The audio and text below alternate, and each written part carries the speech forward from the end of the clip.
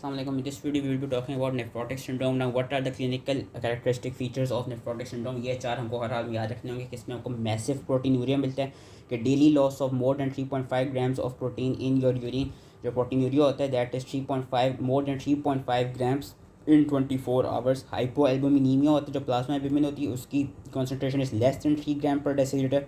And generalised oedema मिलता है जिस due to hypo albuminaemia and massive proteinuria. And हमको हाइपर लिपिडीमिया एंड लिपिड्यूरिया मिल रहा होता है. तो that are the clinical characteristic for finding seen in nephrotic syndrome. Causes क्या क्या हो सकते हैं? प्राइमरी ग्लोमेरुलर डिजीज में minimal change disease most common cause in children. Membranous glomerulopathy most common cause in adults. Membrano proliferative glomerulonephritis and FSGS which is your focal segmental glomerulosclerosis. Systemic disease में diabetes, SLE, amyloidosis and क्रायोग्लोबुलिनीमिया.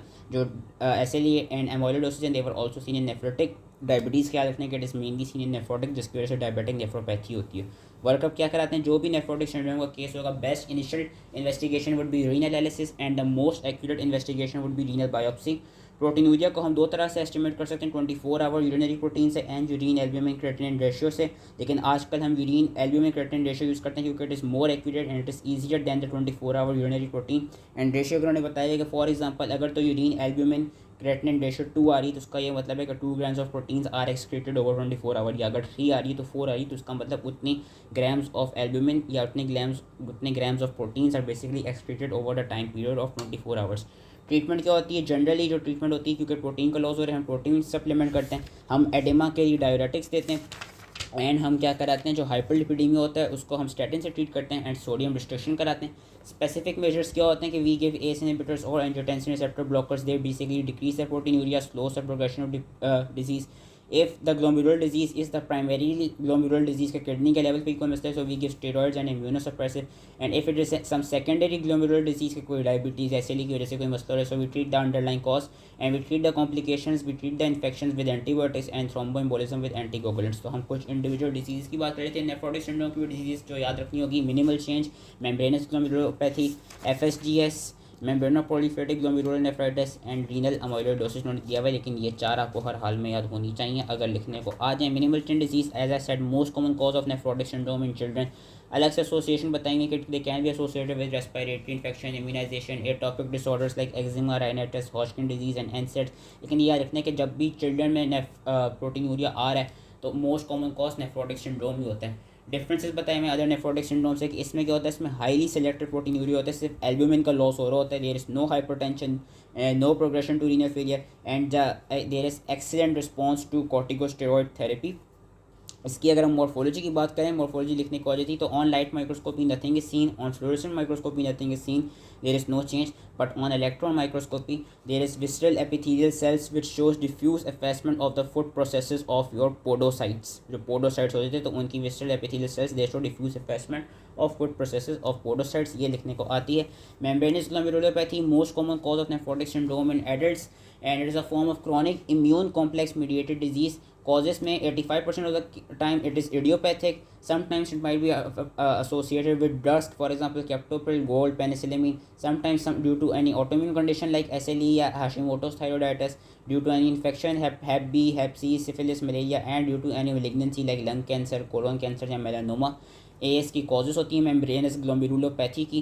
Features क्या क्या हैं कि there is non selective proteinuria, loss of both albumin and globulin, there is hypertension, progression to renal failure is 10% within the 10 years and there is no good response to corticosteroids. तो हम इसमें ज़्यादातर immunosuppressives देते हैं. Renal biopsy अगर देखी जाए तो इलेक्ट्रॉन माइक्रोस्कोपी में subepithelial deposits are seen between the glomerular basement membrane and overlying epithelial cells and spike and dome appearance of membrane on silver stain is scene.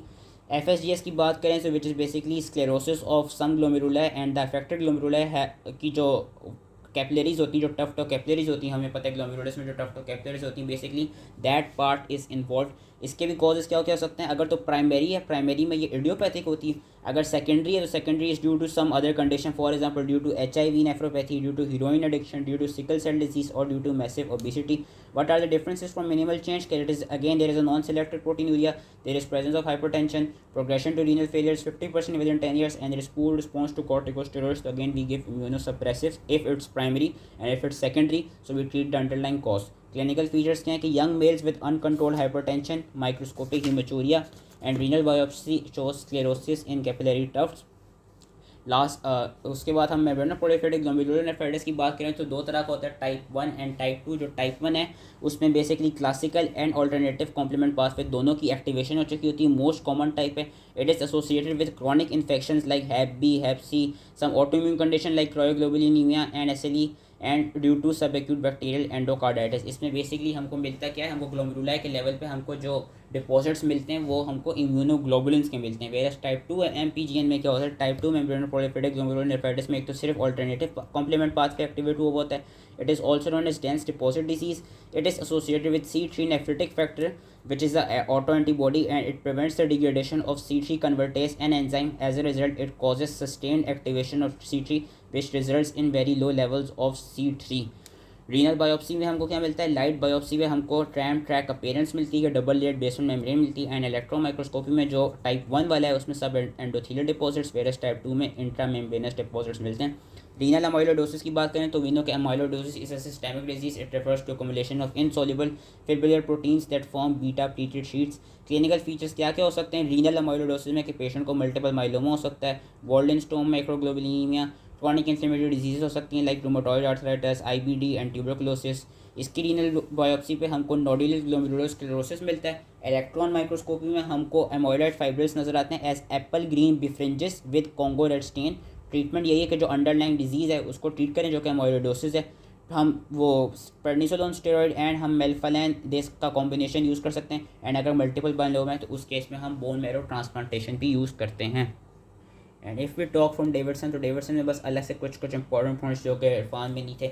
Minimal change disease की जो treatment है हमने पढ़ लिया था। High dose corticosteroid है। What is the dose? High dose corticosteroid 1 milligram पर kg of prednisolone for 6 weeks is given, and उससे 99% केसेस आपके हो जाते हैं, ट्रीट हो जाते हैं, प्रोग्नोसिस बहुत अच्छी है। लेकिन ये कि कुछ cases around 40 about I believe 40% cases पे रिमिशन में भी चले जाते हैं। जब पेशेंट रिलैप्स करता है, जब रिमिशन में चला जाता है तो एज ए रिजल्ट उनको रिलैप्स के केस में क्या करना पड़ता है, हमको जो ग्लूकोकॉर्टिकॉइड्स हैं हमको उसकी मेंटेनेंस थेरेपी देनी होती है। एंड कभी कभार होता है कि हमको additional agents like cytotoxic drugs या कैल्शियम इनहिबिटर्स की ज़रूरत पड़ती है। वैसे यही होता है कि 6 वीक थेरेपी कराते हैं हम स्टेरॉइड से, एंड बाद में हम अगर रिलैप्सेस आ रहे हैं और रिमिशंस आ रहा हो तो हम मेंटेनेंस थेरेपी दे देते हैं ग्लूकोकॉर्टिकॉइड्स की।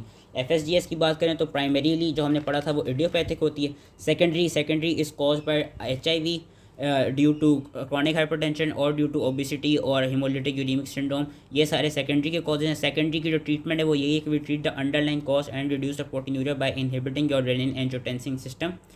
एंड वेयरएज जो प्राइमरी है, प्राइमरी की ट्रीटमेंट क्या है, प्राइमरी में जो ऑनसेट है वो अब्रप्ट देखा जाता है। तो जो प्राइमरी की ट्रीटमेंट है that is we give high dose glucocorticoid therapy which is 0.5 to 2 milligram per kilogram per day. And इसमें हम कैल्सिन्यूरिन इनहिबिटर्स, साइक्लोफॉस्फोमाइड एंड माइकोफिनोलेट मोफिटिल भी यूज़ करते हैं। And it is also seen कि ये वाली जो डिजीज़ है, जो प्राइमरी डिजीज़ है, primary FSGS, it can progress to chronic kidney disease and it can also recur after renal transplantation. Membranous glomerulopathy जो कि मेम्ब्रेनस नेफ्रोपैथी थी, उसकी अगर हम बात करें तो उसका बेसिकली ये कि इवन दो एडल्ट्स में it is the most common cause of nephrotic syndrome. इसमें हम उसके हमने डिफरेंट कॉजेज पढ़ ली थी कि like due to drugs, for example penicillin, heavy metal poisoning, infections like hep B, hep C, any tumours like क्या कहते हैं लंग के ट्यूमर्स या मीजोथेलियोमा, एनी ल्यूपस क्या कहते हैं। लेकिन इसमें मेन चीज़ याद रखनी है, इसमें होता क्या है, इसमें basically auto antibodies are formed against your M type phospholipase A2 receptor 1 which causes thickening of the glomerular basement membrane which is seen on your light microscopy. And इसमें ये होता है कि 1/3 of the cases they remain in the nephrotic state, 1/3 of the cases उनमें remission हो जाते हैं, and बाकी 1/3 में क्या होता है कि they develop they progress to chronic kidney disease. Treatment इसकी यही है कि we give inhibitors of renin angiotensin and aldosterone system. जो इडियोपैथिक वाली हैं क्या कहते हैं एज इन जिनको हमने पढ़ा था ना कि 85% of the cases they are idiopathic. जो मेम्ब्रेनस ग्लोमेरुलोपैथी के इडियोपैथिक केसेस हैं उनको हम स्टेरॉइड्स एंड हम उसके कहते हैं साइक्लोफॉस्फेमाइड या रिटुक्सीमैब देते हैं। Lastly if you talk about membrano proliferative glomerular nephritis जिसके हमने टाइप 1 और टाइप 2 अभी पढ़ ली थी, तो टाइप 1 का हमने देख लिया था कि उसमें बेसिकली क्या होगा, जो इम्यूनोग्लोबुलिन्स हैं उनकी डेपोजिशन हो रही होती है विद इन द ग्लोमेरुला, क्योंकि वो due to any autoimmune disease like SLE या due to any chronic infection like hep B, hep C, उसकी वजह से वो हो रहे थे। एंड उसकी जो हम ट्रीटमेंट है उसकी ट्रीटमेंट में we use immunosuppressive drugs like mycophenolate, mofetil और साइक्लोफॉस्फेमाइड।